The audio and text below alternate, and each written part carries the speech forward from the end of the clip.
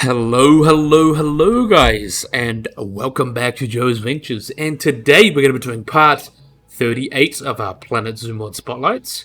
We'll be taking a look at a bunch of different animals people have been making and just go over them and learn a little bit about our natural world. And what's really awesome is that we've got like 2 more packs, and then we're going to get the North America animal pack, and then we'll go through that. So this is kind of trying to get them all done through the update before deadline hits. But yeah, we've got some really cool animals here today. So our first animal we have got by Frazzle64, who made those murals.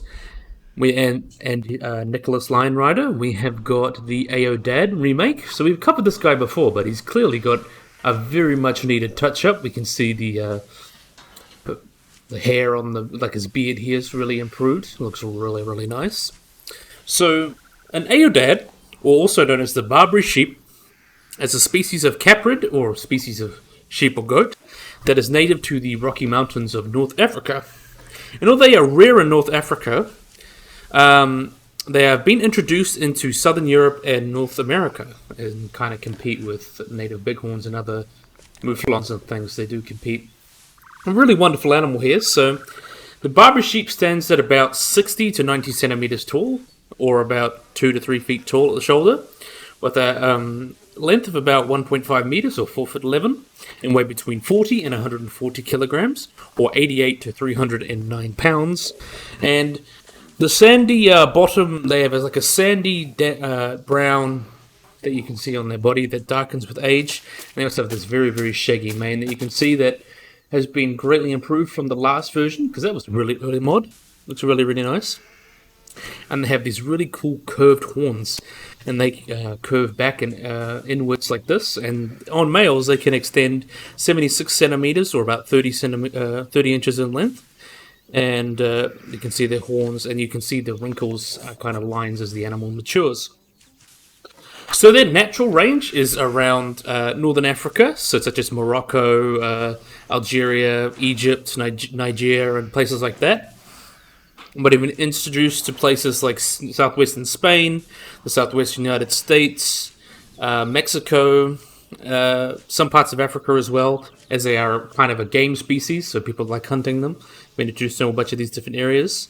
And they have been introduced into the Canary Islands as well, La Palma, also the Iberian Peninsula, where these guys can compete with native ungulates, but luckily they are regulated since they're game species. But in places like La Palma, on the Canary Islands, they are a particular threat to endemic vegetation since they're not adapted to grazing by ungulates, which is kind of sad. You're going to see these guys live in arid mountains. We'll look at the female. The baby glitches the game and causes it to crash, so we're kind of just staying with the adults at the moment. So the Barbary sheep live in these arid mountains where they graze and browse on grass, bushes, and lichens, and they're actually able to obtain all of their metabolic water from food, which is pretty cool. And if liquid water is available, they will drink and wallow from it. These guys are also crepuscular, so that means they're active in the early morning and late afternoon to avoid the heat of the day. And they are very agile and can jump pretty high, jump over 2 meters, and this helps them since they're well adapted to their habitat, jumping over rocks, crevices, and canyons and things, which is really cool. And they're very nomadic, so they travel via mountain paths and stuff, and their main predators in North Africa are the Barbary leopard, was the Barbary lion, and the caracal, but now humans, feral dogs, and competition due to overgrazing by domestic animals, and drought threaten their population, so they are threatened. So really cool animals. I do like a good Aodad, and a nice remake as well. I think it brought a major glow up, especially with the hair here. The hairy beard that it's got really looks wonderful. So that was done by Frazzle64 and Nicholas Lion Rider. Now we've got another one. We got another bird. So this was done by Ron Mayron, or Rihanna, everyone's favorite bird maker. Certainly my favorite. We are going to look at the Lady Amherst pheasant. So this is a really cool bird here. We'll have a look at the male. Look at them, beautiful pheasant. So these guys are a type of pheasant that are... their name comes from Sarah Amherst, who was responsible for bringing the first specimen back to London in 1828. So that's why they named the Lady Amherst pheasant. And luckily they're considered least concern. So these guys are found around they're native to southwestern China and far northern Myanmar, but they have been introduced elsewhere. There have been feral populations set up in England as well, so that's pretty weird. Apparently even in 2020 and even March 2021, there was a lady amherst pheasant that was spotted in a Scottish garden, so that's pretty interesting. And you can see here the males are about 100 to 120 centimeters long, or about 40 to 48 inches. Very, very long birds, with the tail accounting for about 80 centimeters of that. So that's pretty long tails. Not the longest tail, but comparable with like the Reeves pheasant and other types of pheasants with these very long tail feathers. And you can see they're very, very charismatic birds. You can see they've got this red crest here, along with this beautiful blue back and turquoise. Also contrasted with the white as well. Also banded tail feathers as well, you can see on the males. And also this yellow plumage that they got on the face. So they're very, very charismatic. And they're actually also closely related to the golden pheasant, which they can hybridize with. And you can get some really interesting colors with the hybrids, so that's also pretty cool. But then you can see the wonderful, beautiful males, and then the female, much more drab, much more basic color, you could say. She still looks wonderful. She's a queen. But you can see she doesn't have the quite bright colours of the males. You can see she's got this dullish brown, maybe a little bit of orange tinge to her, along with this malted pattern, which I think looks still nice regardless. She's having fun. So, these guys live on the ground like other pheasants. Let's see if we can find a baby. Where is a baby? There's a baby. So these guys, like other pheasants, they tend to hang out on the ground. And they will root for invertebrates, but also root in trees at night. So they'll usually look for invertebrates, leaves and grains on the ground. But at night they will jump up and fly into the trees and roost. But while they can fly, they prefer to run. But if they're startled, they will suddenly burst away at a great speed with a distinctive wing sound. And the male will also emit this really, really cool metallic call during the breeding season. So these guys, as I mentioned, least concern, and found around...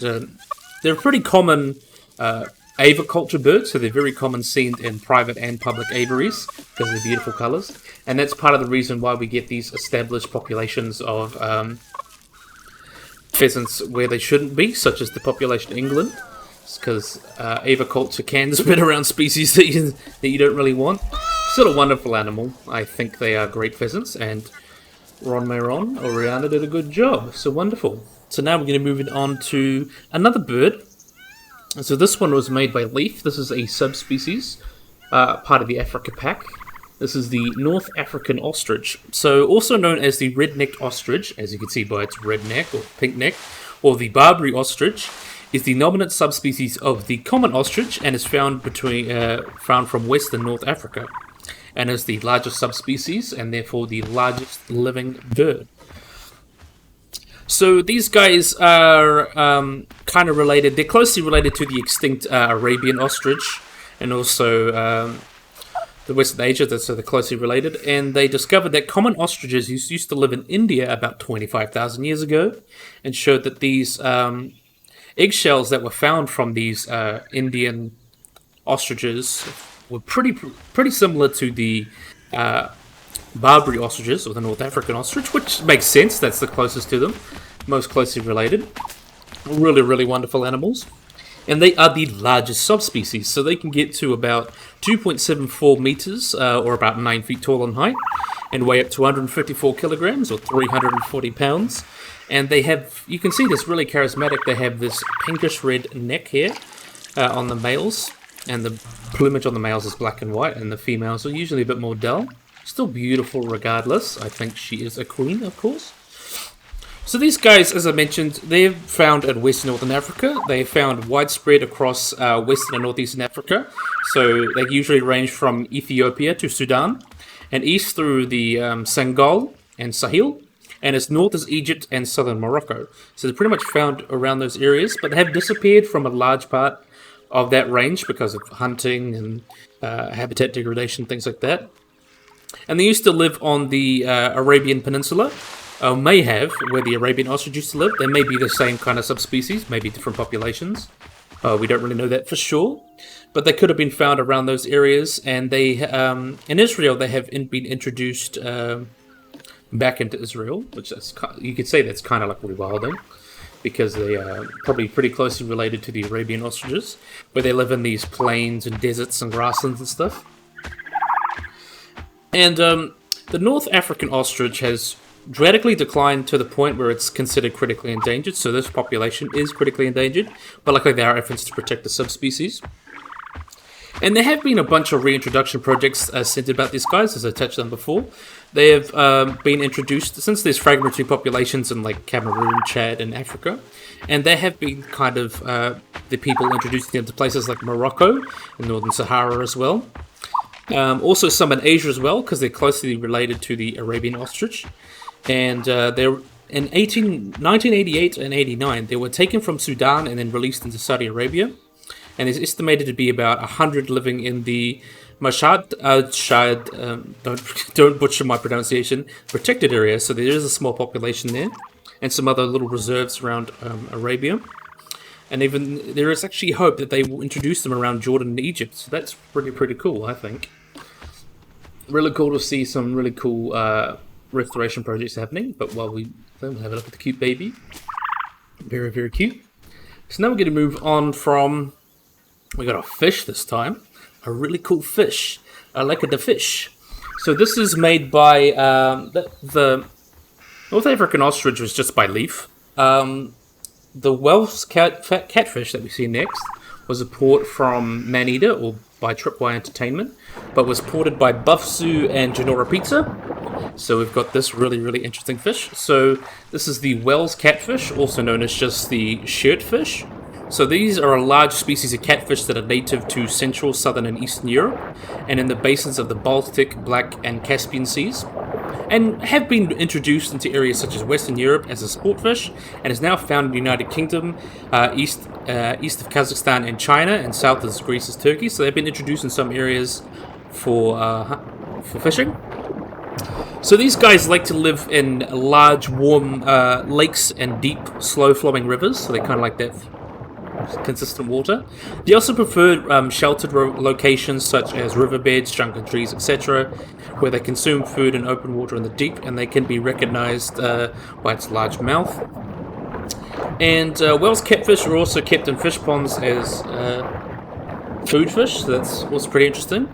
And what's really interesting as well is there's a habitat for these guys. They live inside the Chernobyl exclusion zone, where they live in the cooling ponds and channels of the decommissioned power plant in Chernobyl. So that's really cool. And they seem to appear healthy, and they seem to be acting as kind of like predators, top predators for that ecosystem. So that's also pretty interesting. So these guys have a pretty varied diet.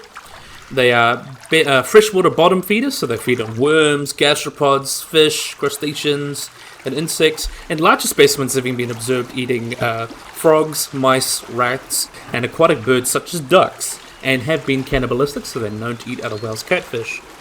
And there was even a documented one that had fed, they were luring out pigeons into the water so they could, they were lunging out to catch the pigeons on land and eating them. So that's another very interesting about this catfish. So Welsh catfish have also been observed taking advantage of large die-offs of clams, where they take pretty much opportunistic feeders, where they kind of just eat what they can.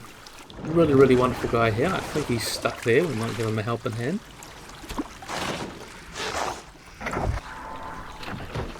Look at the babies. Look at this wonderful fellow.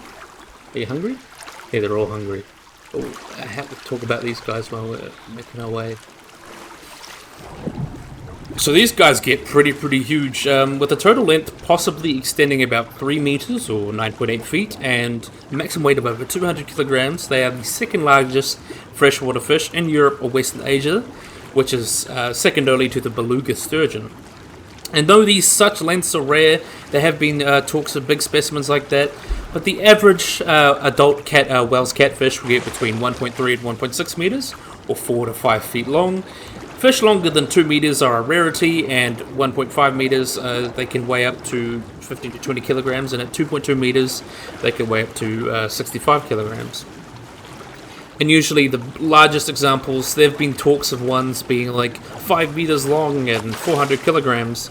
but a lot of them could be just people exaggerating and stuff, so the most reliable are probably about 3 meters maximum. The largest accurate weighed specimen was about 144 kilograms, or 317 pounds, and 2.78 meters, or 9 feet 1 inch long, so that's potentially the largest. And they are introduced, as I mentioned, in a bunch of different places, such as reservoirs, such as Western Europe, United Kingdom, places like that. And they're very, very prolific breeders, and they've been known to change the environment. So there's like some species, Iberian barbels, which were once abundant in the river, but these guys were introduced, but because of the predation, they've pretty much disappeared from that habitat. And the ecology of the river has also changed with a lot more algae in it, so this is why you don't mess with ecology, people. Systems work, meant to work the wrong way. We'll talk about this guy here.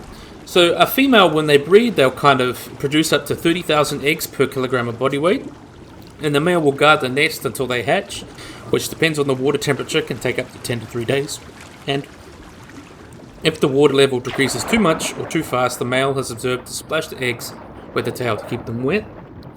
So these guys, as I mentioned, they're also a food, so only the flesh of young ones can be eaten, because a lot of the times the adult sizes can be highly fatty and can be loaded with a bunch of toxic components in them, such as like mercury, because of bioaccumulation, since they eat a lot of animals that have also been poisoned with these things, kind of like mercury. A lot of fish, that's a big issue.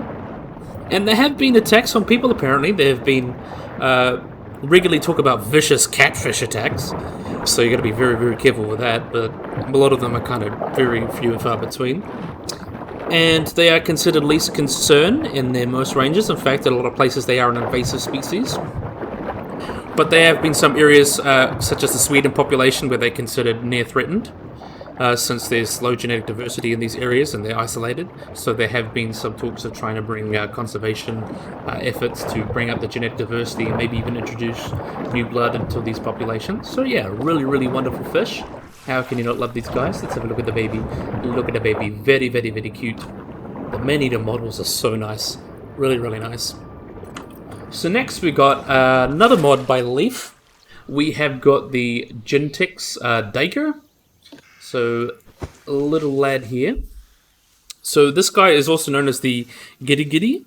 Is a small forest-dwelling duiker that is found in the southern parts of Liberia, Sierra Leone, and is named after the Phaedrus Anna Jentink, which I believe she was a naturalist or something. I'm not sure about that. So these guys aren't particularly big. They can stand at about 80 centimeters, or about 31 inches tall at the shoulder, and weigh about 70 kilograms or 150 pounds, which makes them the largest species of duiker, but it's not saying much because most duikers are pretty small. And you can see they've got this really cool charismatic pattern here. Let's see if this is the female, I believe. Yeah, this is the female. You can see here the difference. You can see they've got this really, really dark head along with this white band going down their shoulder, and like lighter grayish back that you can see here. Really, really interesting pattern. And they also have these long, thin horns that you see here. They can get to about 14 to 21 centimeters, or 5 to 8 inches long. And these guys live in very, very thick rainforests, which makes them very hard to study. So they eat lots of fruits and flowers and leaves, which are fallen from the canopy, and also stem, seedlings, pretty much whatever they can get their mouths around. They're also quite nocturnal, and they shelter during the day in dense thickets or in bursous roots, apparently in pairs, and they have been noted to be territorial, and when frightened can run very, very quickly. So this species was first recognized as a new species in 1884, even though it was not described till 1892. And then they had vanished. Basically, the species had vanished until a skull was found in 1948, and sightings have been reported since the 1960s. But they are considered endangered because of habitat degradation and commercial bushmeat. Also, they're not very, very well known. There's not really good population estimates. The most recent estimates is about 3,500 found in the wild, but even there was some that even suggested 2,000 or less. So that can be a big issue. So that's why they are considered endangered. They're just not that well known. And yeah, they are closely related to animals such as the bay duiker and the yellow-backed duiker. So those are kind of its relatives and are found in a very small range. So habitat degradation is a big issue for them. Still a really wonderful animal regardless. But anyway, let's look at our baby. Nice baby. Very, very cute. So we got one from Leaf. We got another one from Leaf. So this one, no man, just drill. So we have got the drill. A really cool animal here. Look at this wonderful male. So the mandrill is a primate, of course. They are related to baboons, but their closest living relative is obviously the mandrill. They're kind of like very similar. They're just a lot less colorfully flashy version of the mandrill. They're not too dissimilar. So these drills are kind of a short-tailed monkey. They get up to about 70 centimeters or 28 inches long. They are very similar in appearance to mandrills, but they lack kind of like the bright blue face of the species as well. But they also have quite high sexual dimorphism, with the males weighing up to 50 kilos or 110 pounds, while the females up to 12.5 kilos or 28 pounds. So there's a big size difference between these guys. And you can see, compared to the mandrills, they've got a much more, not quite as dark. They've got like a dark brown, dark grayish brown coat. And also mature males have a pink lower lip with a white chin. And they also have got like a pinkish back, but this one is kind of interpreted as blue. And pink and blue bottoms. So not totally uncolored, unlike mandrills. And the female drills kind of lack this black chin. So pink chin, I mean. Is that a female? Yep, that should be a female. So they kind of lack that. Some pretty extreme sexual dimorphism there. So these guys live in a group. So they're led by a dominant male, which leads the multi-male and female group, which usually averages about 20 to 30 individuals. And he is the father to most young. And this group may join other groups, forming supergroups of up to 100 individuals. And they are seasonally semi-nomadic, so they form these groups and usually they rub their chests onto trees to mark territories. And obviously these territories will change over time. Females will give birth to a single baby, but there have been twins observed in captivity, such as the Drill Rehab and Breeding Center in Nigeria. And the average longevity for these guys is about 28 years in captivity. And their diet is primarily frugivorous, so they usually feed on a wide range of fruits, but they will also eat small mammals, insects, eggs, herbs, roots, just kind of generally. Mostly they will eat fruits and plant matter and things. So these guys have a very, very restricted range. We'll have a look at the baby. Really, really cute baby. These guys have a very, very restricted range, and they're really only found in the Cross River state of Nigeria, southwestern Cameroon, and the Binoko Island, part of Equatorial Guinea, and rainforest habitats, and their entire world range is less than 40,000 square kilometers.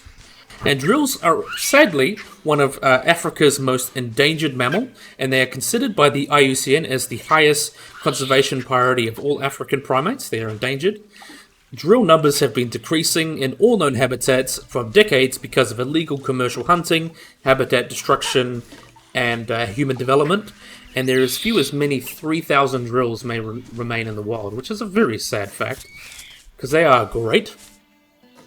But the highest population, the most generous population estimates, are estimated to be only 8,000. So that is very sad.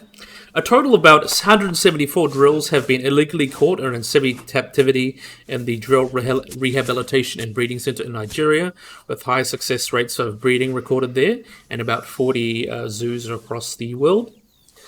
So yeah, they are the closest relative of the mandrill, which is found from southern Cameroon through mainland Equatorial Guinea, Gabon, and Congo, and they are both found in the Sagona River. So they are allopatric. So look at these guys. Really, really wonderful. Sad to see them endangered. They're one of the, if not the most endangered African primate. Really, really cool. So now we're going to move on from... So this was done by Leaf. We're going to move on to some extinct animals for a bit. We're going to be looking at... This one was made by Brett and Genora Pizza. Or Brett 007. This is the Malagasy or Madagascar horned crocodile, also known as Voray. So the Voray name comes from the Malagasy word for crocodile. And these guys are an extinct genus of crocodile that came from Madagascar. And the one species is known Voray robustus. And there have been numerous subfossils that have been found that include these complete skulls, where they get their name, the common name, the Malagasy horned crocodile. You can see they've got these very, very charismatic horns. And it's also known from osteoderms and vertebrae. And these guys, you may think they kind of look very ancient looking, but they only became recently extinct. So they became extinct during the Holocene, and they have been suggested to become extinct during the extinction event that wiped out most of the megafauna that was endemic to Madagascar, such as elephant birds, the giant tortoises and the dwarf hippos that lived there, a lot of giant lemurs and the giant fossa. A lot of these species went extinct about 2,000 years ago, with presumably humans coming around and killing them, although climate may have played some impact on that.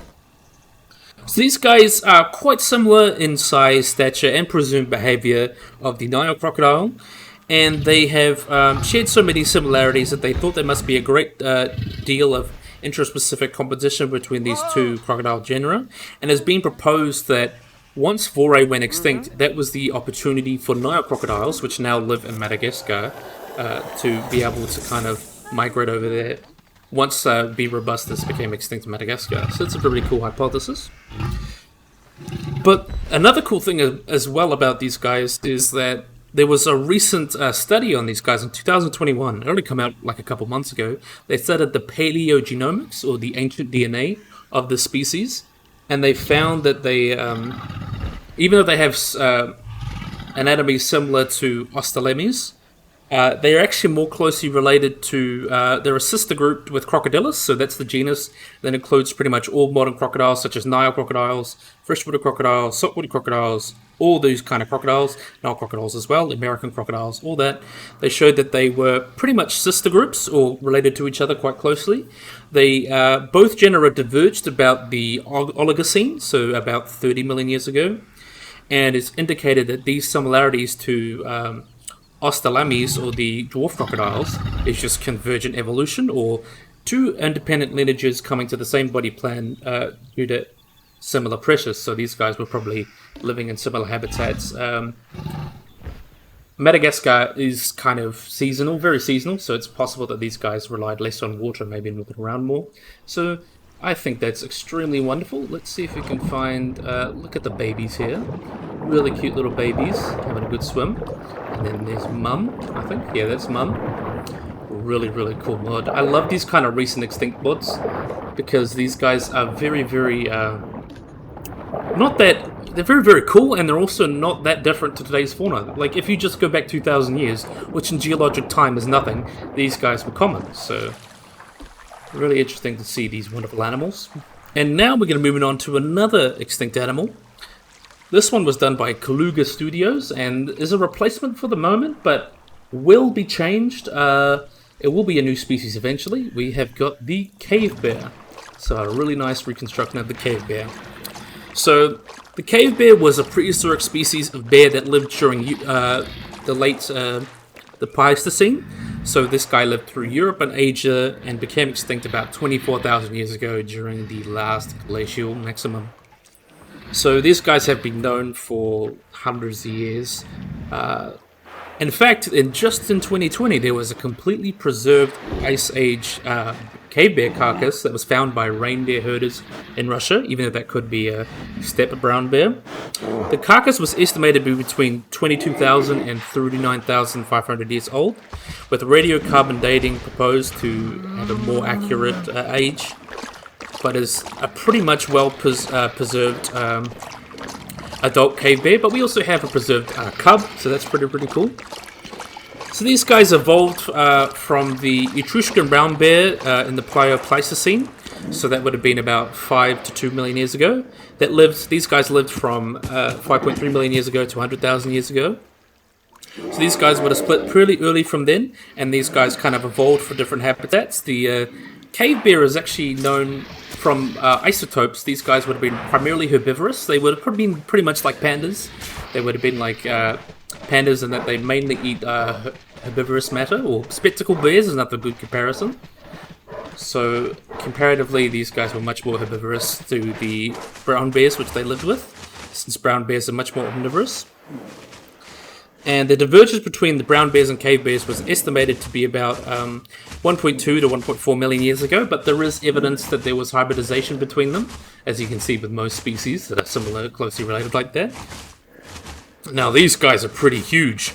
They got to about 3.5 meters, or 11.50 feet tall when rearing up, and they have, compared to brown bears, they have a very, very steep forehead with a very, very powerful domed skull.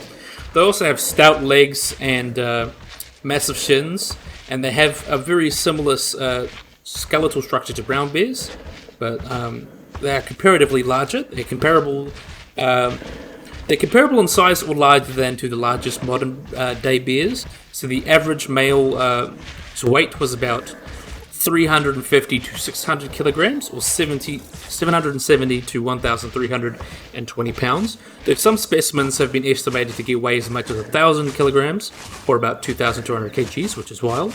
While the females weigh between 225 to 250 kilograms, or 495 to 550 pounds. And of the cave bear skeletons in the museum, 90% of them are males, due to the misconception that female skeletons are merely dwarfs.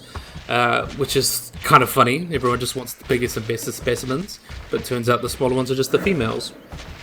And as I mentioned, yeah, they very much adapted to, and there's multiple evidence to support this. There's kind of micro wears on the teeth, also isotopes. They found that they very much ate a herbivorous diet, but there's also evidence they may have partaken in sort of occasional carnivory, so they even cows will do that. So these guys would have probably scavenged on possibly dead animals such as mammoths or deer or whatever. Even there's even been suggested they may have scavenged on other brown bears or cave lions, or pretty much just whatever meat's available they would have taken without low effort.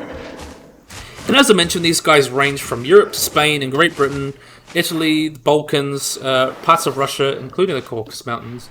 Look at this guy. Big animal. So pretty much ranged through all across Europe and I believe parts of Russia as well, the Caucasus. And they're called cave bears because they usually hang out in caves, and we have thousands of specimens from these guys.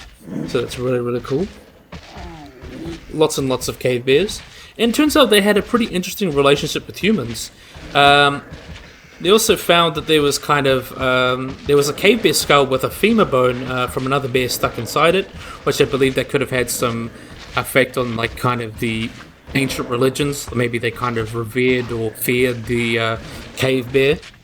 And also there are lots of cave paintings showing animals that the ancient peoples would have lived with. That includes cave bears. So that gives us a little idea of how it looked like. So I think that's really, really cool. But sadly, they died out about 24,000 years ago, and it's believed to be kind of a combination of other... There was a big extinction happening between kind of 60,000 years ago to 10,000 years ago, where most of the megafauna around the world kind of died out. Well, a lot of the megafauna. And these guys, I believe, there was a big issue, especially with climate. These guys relied on certain plants that were highly nutritious that become rarer during interglacials that could have affected them. Also, humans would have played a big part, which includes, obviously, they have been largely dismissed because obviously there's not enough people to wipe out bears. The overkill hypothesis has kind of been overstated, but they could have affected the population enough, since these guys are slow breeders, to affect their populations. But also, there's also evidence for they only used caves for hibernation, and they were not inclined to use other locations. So it's possible that with humans and other animals taking over these caves, especially humans, they may have lost valuable denning habitat and might have been at risk. So that's another hypothesis. But it's kind of the Pleistocene extinction, the late Pleistocene extinction is kind of like one of the most hotly debated topics in paleontology in general. But I think it's still a really interesting discussion worth having. And we will have a look at the baby bear. Very, very cute, isn't he? Baby cave bear. We have a preserved cave bear cub and also potentially an adult. So it tells us a lot about the anatomy. And what I really like is that he didn't just go for a brown bear. You can see he's got quite a unique pattern going on. I think I like this white face and the black body. I think it came out really nice. So yeah, that was by Kaluga Studios. And last, and most definitely not least, we have got everyone's kind of favorite animal. Well, everyone loves this guy. We have got the black rhinoceros, or just the eastern black rhinoceros. Look at these cute babies, though. So, look at this wonderful fellow. So, the black rhinoceros, or the hook-lip rhinoceros, is a species of rhinoceros that is native to eastern and southern Africa, and used to be a lot common in northern Africa, or north central Africa, but was wiped out from those areas. They are critically endangered, sadly. And there's a lot of different subspecies of them, which most likely aren't real, but they are a very, very interesting species. They are split from other rhinos during the late, I believe what's the term? Late Miocene. So they kind of, about 10 million years ago, that's where they split from their ancestors of the black and white rhinos kind of lived together and kind of split off probably before then. And about 4 to 5 million years ago, these guys diverged from the white rhino, where these guys kind of took this browsing niche, while the white rhino took the grazing niche. And these guys aren't quite as big as white rhinoceros, but they are still very, very large and cool regardless. These guys stand at about 140 to 180 centimeters, or 55 to 71 inches in height, and at the shoulder, and they get between 3 to 3.75 or 9 to 12 feet in length. The adult typically weighs between 800 and 1400 kilograms, or 1,700 or 3,090 pounds. However, unusually large males have been reported up to 2,896 kilos, or over about 6,000 pounds. And females are on average, like with most mammals, smaller than the males. And you can see they've got these very, very big horns. They average about 50 centimeters or 20 inches long, but a very exceptional one was about 140 centimeters or 55 inches long. The longest known black rhinoceros horn was measured about 4'9" or 1.5 meters long, and sometimes really you can get like a third smaller horn develops, just depending on individual, which they use for intimidation, digging up roots also, breaking branches. And they are a little bit smaller than the white rhino, but they're closer in size to the Javan rhinos of India, and are still pretty cool regardless. And the main kind of differences between the, obviously other than size and kind of general profile, is that the black rhinoceros, being a browser, has a much more prehensile lip that you can kind of see here. And as if you compare to the white rhinoceros, they have a much more flat lip, which is used for grazing. That kind of tells us their ecology, which I think is pretty cool. This is kind of referred to as a hooked lip, so they can hook around branches. And while this square lip or the flat lip of the white rhinoceros allows them to graze. So these guys also have quite thick skin, not because they are really good at taking digs at them, but they are really good for protecting themselves from parasites such as mites and ticks, even though they do get them occasionally, and then oxpeckers and egrets will kind of pick them off them, which is good evidence of mutualism. And they actually believe that the birds, like the oxpeckers that hang out on the rhinos, kind of are a second line of defense. So if there's a predator, the birds can spot them much easier than the rhinoceros, because rhinos have poor eyesight. So they basically can spot the threat, and then the rhino can deal with it. So that's pretty much what it is. But they have very good sense of smell and sounds, so they don't really worry too much about their smell. It's really cool. Oh, that's such a cute sound. So these guys, in their prehistoric range, or prehistorical range, these guys have been found in southeastern Egypt, and also the Eastern Desert, are found across the Sahara, so I think that's really cool.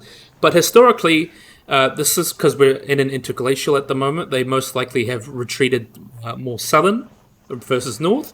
So these guys kind of live in southern and eastern Africa, that's their main range. And they have a former native range across the Kalahari and northeastern South Africa as well. But because of obviously hunting, a lot of these guys have been restricted in their range.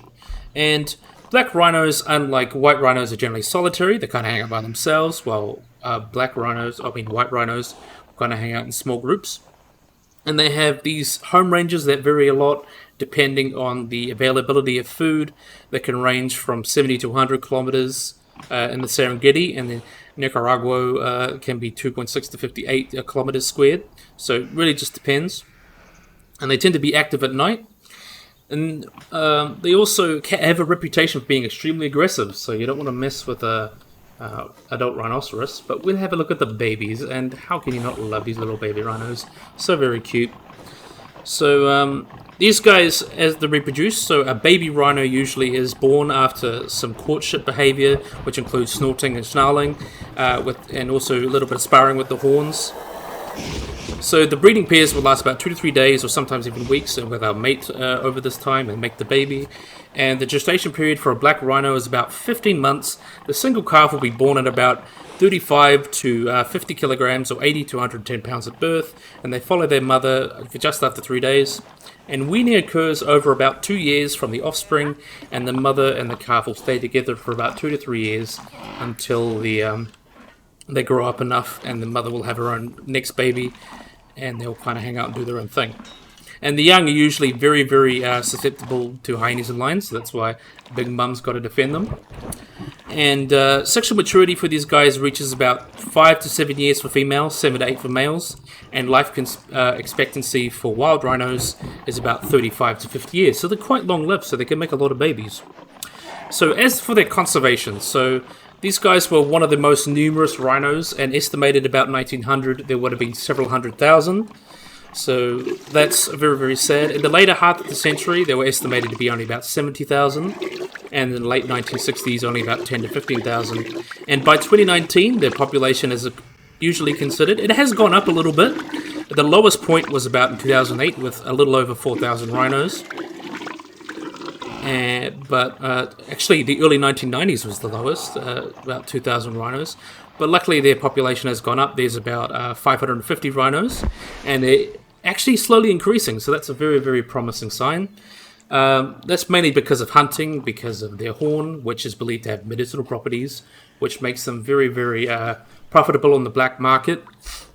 And they can go for like 350,000. Well, not quite that high. $65,000 for a horn. So that's kind of why they're prized, and poaching is a big issue for these guys, along with habitat destruction and stuff. But luckily there's been a lot of translocations, trying to bring their population and returning them to parts of their natural range before obviously all this went down.